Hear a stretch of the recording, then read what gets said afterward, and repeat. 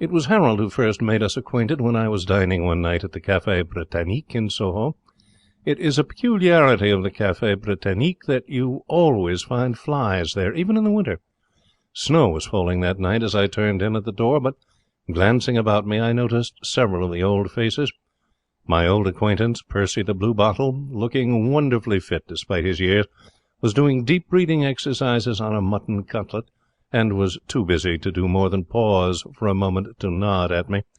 But his cousin Harold, always active, sighted me and bustled up to do the honours.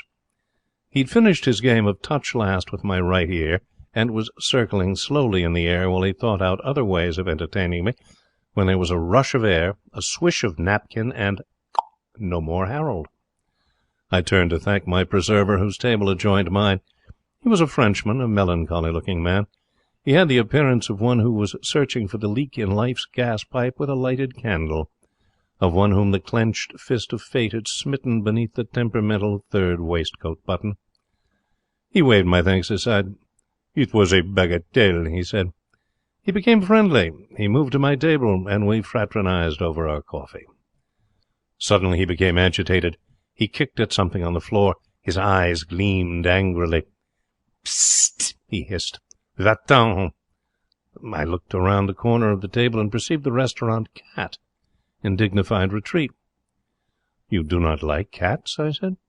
"I hate all animals, monsieur. Cats especially." He frowned. He seemed to hesitate. "I will tell you my story," he said. "You will sympathize. You have a sympathetic face. It is the story of a man's tragedy. It is the story of a blighted life. It is the story of a woman who would not forgive. It is the story of—" "Excuse me, I've got an appointment at 11, I said. He nodded absently, drew at his cigarette, and began. "I have conceived my hatred of animals, monsieur, many years ago in Paris. Animals are to me a symbol for the lost dreams of youth, for ambitions foiled, for artistic impulses cruelly stifled. You are astonished. You ask why I say these things. I shall tell you. I am in Paris, young, ardent, artistic. I wish to paint pictures. I have the genius, the enthusiasm. I wish to be disciple of the great Bouguereau. But no, I am dependent for support upon an uncle. He is rich. He is proprietor of the great hotel Jules Priaulx. My name is also Priaulx. He is not sympathetic. I say, uncle, I have the genius, the enthusiasm. Permit me to paint. He shakes his head. He says, I will give you position in my hotel and you shall earn your living. What choice? I weep, but I kill my dreams and I become cashier at my uncle's hotel at a salary of 35 francs a week. I, the artist, become a machine for the changing of money at a damn bad salary. What would you? What choice? I am dependent. I go to the hotel and there I learn to hate all animals, cats especially. I will tell you the reason. My uncle's hotel is fashionable hotel. Rich Americans, rich Maharajas, rich people of every nation come to my uncle's hotel. They come, and with them they have brought their pets. Monsieur, it was the existence of a nightmare. Wherever I have looked there are animals. Listen, there is an Indian prince. He has with him 2 dromedaries. There is also one other Indian prince. With him is a giraffe. The giraffe drink every day 1 dozen best champagne to keep his coat good. I, the artist, have my bock, and my coat is not good. There is a guest with a young lion. There is a guest with an alligator. But especially there is a cat. He is fat. His name is Alexander. He belongs to an American woman. She is fat. She exhibits him to me. He is wrapped in a silk and fur creation like an opera cloak. Every day she exhibits him. It is Alexander this and Alexander that, till I hate Alexander very much. I hate all the animals, but especially Alexander. And so, monsieur, it goes on, day by day. In this hotel that is a zoological garden. And every day I hate the animals the more, but especially Alexander. We artists, monsieur, we are martyrs to our nerves. It became insupportable, this thing. Each day it became more insupportable. At night I dream of all the animals, one by one. The giraffe, the 2 dromedaries, the young lion, the alligator, and Alexander. Especially Alexander. You have heard of men who cannot endure the society of a cat. Are they cry out and jump in the air if a cat is among those present, eh? Your Lord Roberts? Precisely, monsieur. I have read so much. Listen, then. I am become by degrees almost like him. I do not cry out and jump in the air when I see the cat Alexander, but I grind my teeth and I hate him. Yes, I am the sleeping volcano, and one morning, monsieur, I have suffered the eruption. It is like this. I shall tell you. Not only at that time am I the martyr to my nerves, but also to toothache. That morning I have had the toothache very bad. I have been in pain the most terrible. I groan as I hear the figures in my book. As I groan, I hear a voice. Say good morning to Monsieur Priot, Alexander. Conceive my emotions, monsieur, when this fat, beastly cat is placed before me upon my desk. It puts a cover upon it. No, that is not the phrase. The lid. It put the lid upon it. All my smothered hatred of the animal burst forth. I could no longer conceal my hatred. I rose. I was terrible. I seized him by the trail. I flung him. I did not know where. I did not care. Not then. Afterwards, yes, but not then. Your Longfellow has a poem. I shot an arrow into the air. It fell to earth, I know not where. And then he has found it, the arrow in the heart of a friend.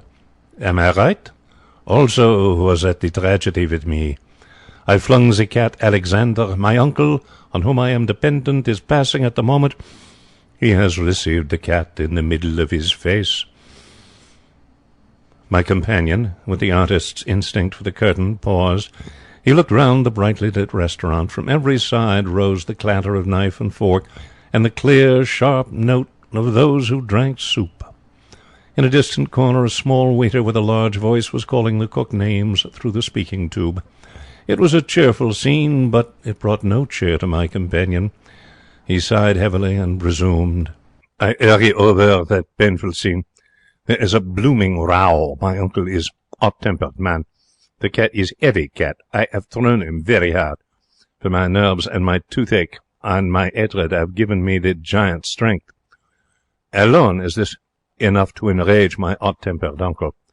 I am there in his hotel, you will understand, as cashier, not as cat-thrower. And now, beside all this, I have insulted the valuable patron. She have left the hotel that day.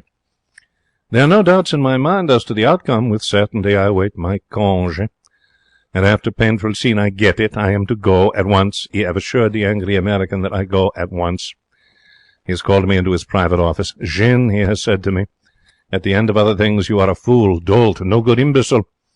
I give you good place in my hotel, and you spend your time flinging cats. I will have no more of you. Even now I cannot forget that you are my dear brother's child, though. I will now give you 1,000 francs and never see you again. I have thanked him, for to me it is wealth. Not before have I ever had 1,000 francs of my own. I go out of the hotel. I go to a cafe and order a bock. I smoke a cigarette. It is necessary that I think out plans. Shall I, with my 1,000 francs, rent a studio in the quarter and commence my life as artist? No. I have still the genius, the enthusiasm, but I have not the training. To train myself to paint pictures, I must study long, and even 1,000 francs will not last forever. Then what shall I do? I do not know. I order one other bock, smoke more cigarettes, but still I do not know. And then I say to myself, I will go back to my uncle and plead with him. I will seize favourable opportunity.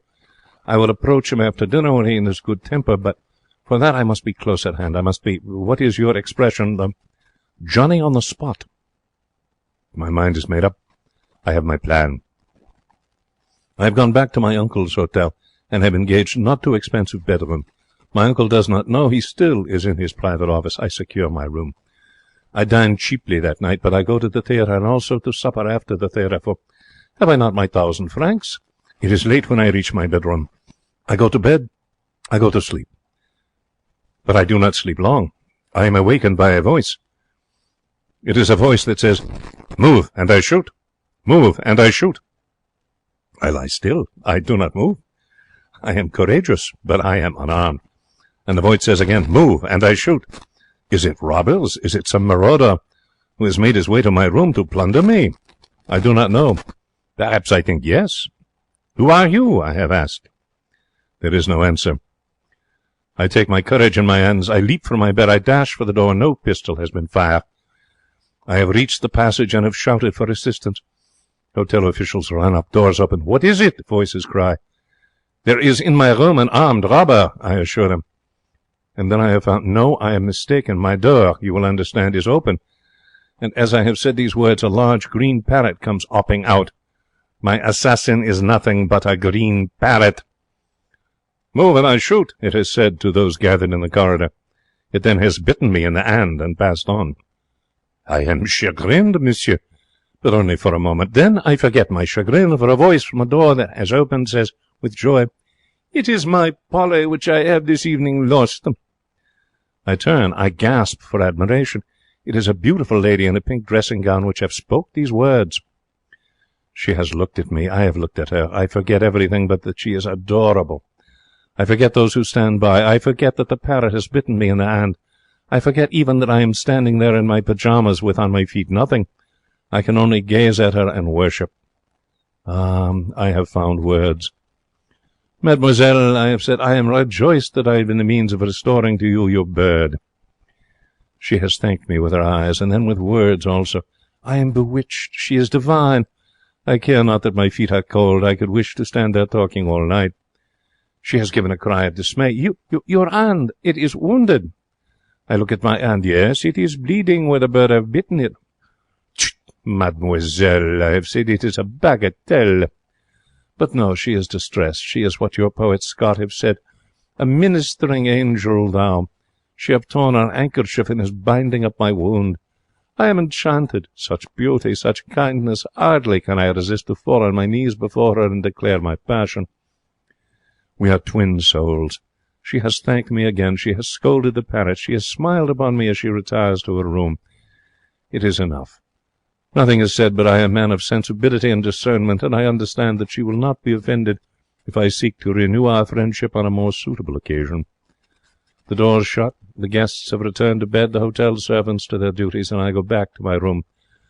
But not to sleep. It is very late, but I do not sleep. I lie awake, and I think of her. You will conceive, monsieur, with what mixed feelings I descend next morning. On the one hand, I must keep the sharp lookout for my uncle, for him I must avoid till I shall have, what do you say in your idiom? Oh, yes, I have it. Simmered down and tucked in his shirt. On the other hand, I must watch for my lady of the parrot. I count the minutes till we shall meet again. I avoid my uncle with success, and I see her about the hour of déjeuner. She is talking to old gentlemen. I have bowed. She have smiled and motioned me to approach. "Father," she has said, "this is the gentleman who caught Polly." We have shaken hands. He is indulgent papa. He has smiled and thanked me also. We have confided to each other our names. He is English. He owns much land in England. He has been staying in Paris. He is rich. His name is Anderson. He addresses his daughter and calls her Marion. In my heart I also call her Marion. You will perceive that I am, as you say, pretty far gone. The hour of déjeuner has arrived. I entreat them to be my guests. I can run to it, you understand, for there are still in my pockets plenty of my uncle's francs. They consent. I am in heaven. All is well. Our friendship has progressed with marvellous speed. The old gentleman and I are swiftly the dear old pals. I have confided to him my dreams of artistic fame, and he has told me how much he dislikes your Lloyd George. He has mentioned that he and Miss Marion depart for London that day. I am desolate. My face tumbles.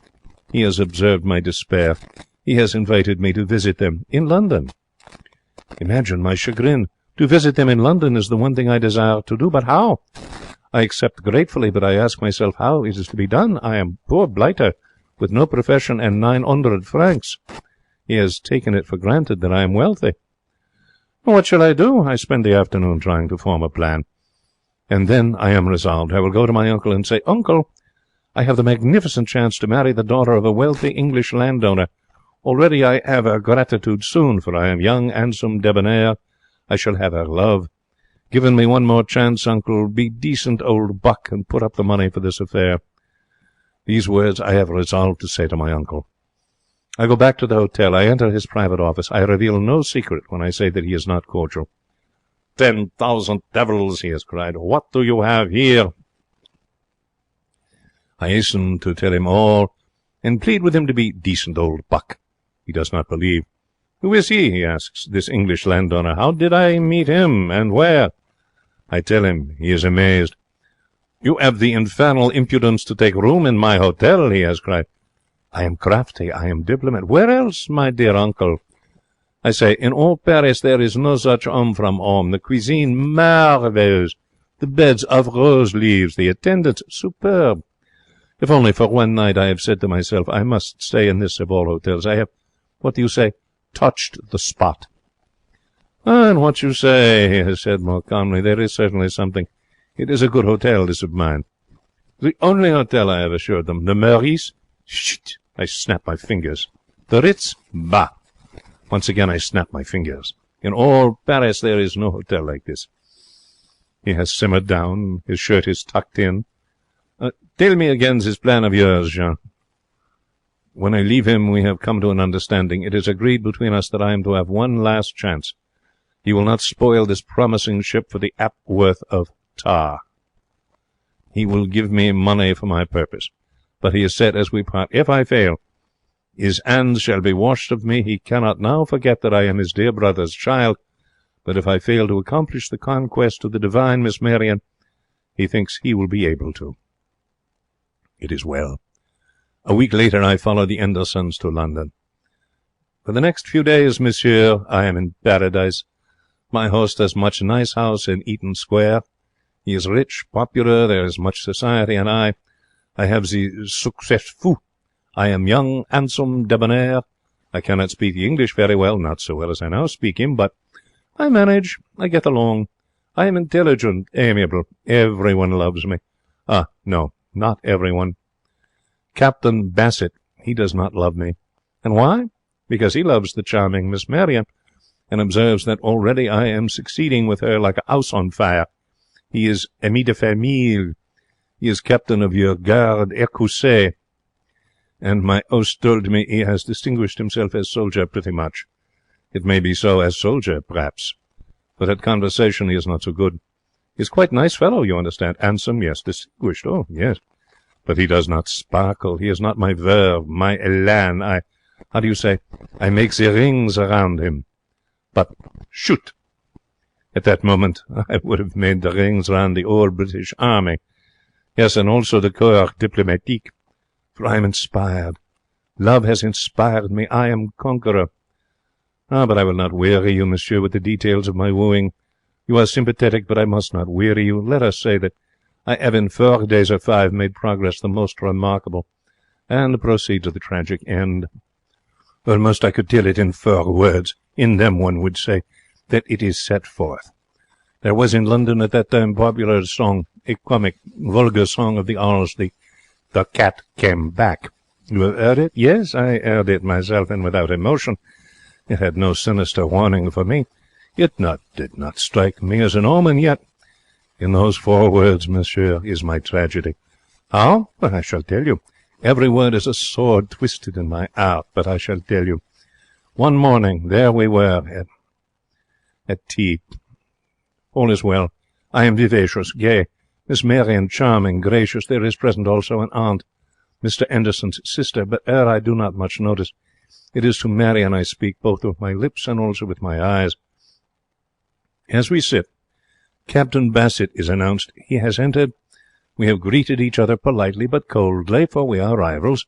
There is in his manner also a something which I do not much like, a species of suppressed triumph, of elation. I am uneasy, but only yet vaguely, you will understand.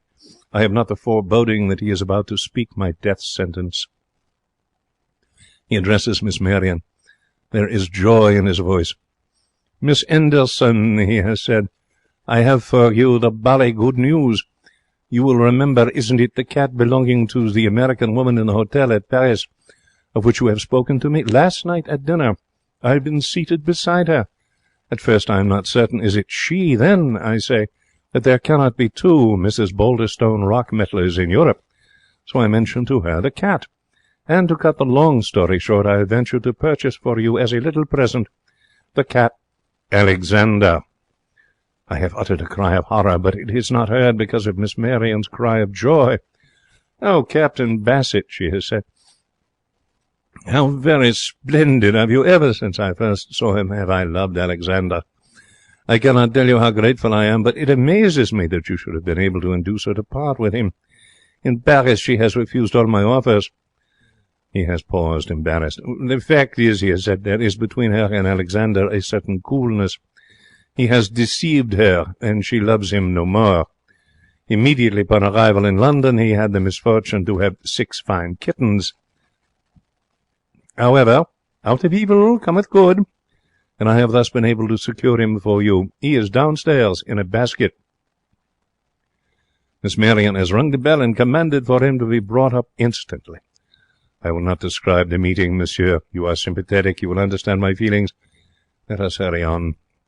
Figure yourself, monsieur, to what extent I was now harassed. I am artist. I am a man of nerves. I cannot be gay, brilliant, debonair in the presence of a cat. Yet always the cat is there. It is terrible. I feel that I am falling behind in the race. Her gratitude has made her the more gracious to Captain Bassett. She smiles upon him, and, like Chanticleer at the sight of the sun, he flaps his wings and crows. He is no longer the silent listener. It is I who have become the silent listener. I have said to myself that something must be done. Chance has shown me the way. One afternoon I am by fortune alone in the hall. In his cage the parrot Polly is hopping. I address him through the bars. "Move and I shoot," he has cried. The tears have filled my eyes. Oh, it has brought the old scene back to me. As I weep, I perceive the cat Alexander approaching. I have formed a plan. I have opened the cage door and released the parrot. The cat, I think, will attack the parrot of which Miss Anderson is so fond. She will love him no more. He will be expelled. He paused. I suppose my face must have lost some of its alleged sympathy as he set forth this fiendish plot. Even Percy the bluebottle seemed shocked. He had settled on the sugar bowl, but at these words he rose in a marked manner and left the table. "You do not approve?" he said. I shrugged my shoulders. "No business of mine," I said, "but don't you think yourself it was playing it a bit low down? Didn't the thought present itself to you in a shadowy way that it was rather rough on the bird?" It did, monsieur, but what would you? It is necessary to break eggs in order to make an omelette. All is fair, you say, in love and war, and this was both. Moreover, you must understand I do not dictate his movements to the parrot. He is a free agent. I do but open the cage door. Should he hop out and proceed to the floor, where is the cat? That is his affair. I shall continue, eh? Alors, I open the cage door and disappear discreetly. It is not politic that I remain to witness what shall transpire. It is for me to establish an alibi. I go to the drawing-room, where I remain. At dinner that night, Mr. Anderson has laughed. In all this afternoon, he has said, I have seen by chance the dickens of a funny occurrence. That parrot of yours, Marion, had escaped once again from his cage and was having an argument with that cat which Captain Bassett has given you. Oh, I hope that Alexander has not hurt poor Polly, of whom I am very fond, she has said. The affair did not come to blows, as said Mr. Anderson. You may trust that bird to take care of himself, my dear. When I came upon the scene, the cat was crouching in a corner with his fur bristling and his back up, while Polly, standing before him, was telling him not to move or he would shoot. Nor did he move till I had seized the parrot and replaced him in the cage, when he shot upstairs like a streak of lightning. By sheer force of character, that excellent bird had won the bloodless victory. I drink to him. You can conceive my emotion as I listen to this tale. I am like the poet's mice and men whose best kid schemes have gone away. I am baffled. I am discouraged. I do not know what I shall do. I must find another plan, but I do not know what. How shall I remove the cat? Shall I kill him? No, for I might be suspect. Shall I hire someone to steal him? No, for my accomplice might betray me. Shall I myself steal him? That is better. That is a very good plan. Soon I have it perfected, this plan. Listen, monsieur. It's as follows. It is simple, but it is good.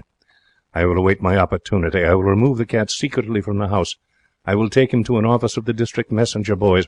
I will order a messenger to carry him at once to the cat's house, and to request monsieur le directeur immediately to destroy him. It is a simple plan, but it is good. I carry it through without a hitch. It is not so difficult to secure the cat. He is asleep in the drawing-room. There is nobody at hand. I have in my bedroom a hat-box, which I have brought from Paris. I have brought it with me to the drawing-room. I have placed in it the cat. I have escaped from the house. The cat has uttered a cry, but none has heard. I have reached the office of the district messenger boys. I have handed over the cat in its box. The manager is courteous, sympathetic. A messenger has started in a cab for the cat's house. I have breathed a sigh of relief. I am saved. That is what I say to myself as I return. My troubles are over, and once more I can be gay, debonair, vivacious with Miss Marion, for no longer will there be present with a cat Alexander to harass me. When I have returned, there is commotion in the house. I pass on the stairs domestics calling, "Puss, puss, puss." The butler is chirruping loudly and poking beneath the furniture with a umbrella. All is confusion and agitation. In the drawing-room is Miss Marion. She is distressed. "Nowhere," she has said, "can there be found the cat Alexander of whom I am so fond. Nowhere in the house is he. Where can he be? He is lost." I am gentle, sympathetic. I endeavour to console her. I hint to her that I am not sufficient substitute for a beastly cat. She is, however, inconsolable. I must be patient. I must wait my time. Captain Bassett is announced. He is informed of what has happened. He is distressed. He has the air as if he, too, would endeavour to be gentle, sympathetic. But I am Johnny on the spot. I stay till he has gone. Next day again it is puss, puss, puss. Again the butler has explored under the furniture with the umbrella. Again Miss Marion is distressed. Again have I endeavoured to console. This time I think I am not so unsuccessful. I am, you understand, young, handsome, sympathetic. In another 2 ticks I am about to seize her and declare my passion. But before I can do so, Captain Bassett is announced. I gaze at him as at unsuccessful rival. I am confident. I am conqueror. Ah, I little know. It is in the moments of our highest hope, monsieur, that we are destroyed. Captain Bassett, he too, has the air of the conqueror. He has begun to speak. "Miss Anderson," he has said, "I have once more the bally good news. I rather fancy that I have tracked down the missing Alexander. Do you not know him?" Miss Marion has cried out with joy, but I am calm, for is not Alexander already yesterday destroyed? "It is like this," he has resumed. "I have thought to myself, where is lost cat most likely to be? And I have answered, in the cat's house. So I go this morning to the cat's house, and there I see a cat which is either lost Alexander or his living image. Exactly is he the same as all appearances as the lost Alexander. But there is, when I try to purchase him, some curious itch which they do not explain. They must have time, they say, to consider. They cannot at once decide." "Why, what nonsense!" Miss Marion has cried. "If the cat is my cat, surely then must they return him to me. Come," he has said, "let us all 3 at once, in a taxicab, go to the cat's house. If the all 3 of us identify the lost Alexander, then must they return him." "Monsieur, I am uneasy. I have foreboding. But I go. What choice? We go in a taxicab to the cat's house. The directeur is courteous and sympathetic. He has introduced us to the cat, and my heart has turned to water, for it is Alexander. Why has he not been destroyed? The directeur is speaking. I hear him in a dream. "If you identify him as your cat, miss," he has said, "the matter is ended. My hesitation when you, sir, approached me this morning on the matter was due to the fact that a messenger was sent with instructions that he be destroyed at once." "Rather rough, wasn't it, that, on the messenger?" "Yes," Captain Bassett has said. He is facetious, you understand, for he is conqueror. I am silent. I am not facetious, for already I feel, how do you say, my fowl is cooked. "Oh, not the messenger, sir," the director has said. "You have misunderstood me. It was the cat which was to be destroyed as per instructions of the anonymous sender." "Who could have played such a wicked trick?" Miss Marion has asked, indignant. The director has stooped, and from behind the table he has brought a hat box. In this, he has said, the above animal was conveyed, but with it was no accompanying letter. The sender was anonymous. "Perhaps," Captain Bassett has said, and still more in a dream I hear him, "perhaps on the hat box there's some bally name or other. Do you not know?" "No, what?" I clutch to the table. The room is spinning round and round. I have no stomach, only emptiness. "Why, bless me," the director has said, "you're quite right. Yes, sir. So there is. Funny of me not to have before observed it. There is a name, and also an address. It is the name of Jean Préault, and the address is the Hotel Jules Préault in Paris." My companion stopped abruptly. He passed a handkerchief over his forehead. With a quick movement he reached for his glass of liqueur brandy and drained it at a gulp. "Monsieur," he said, "you will not wish me to describe the scene? There is no need for me, to be Zola-esque. You can imagine.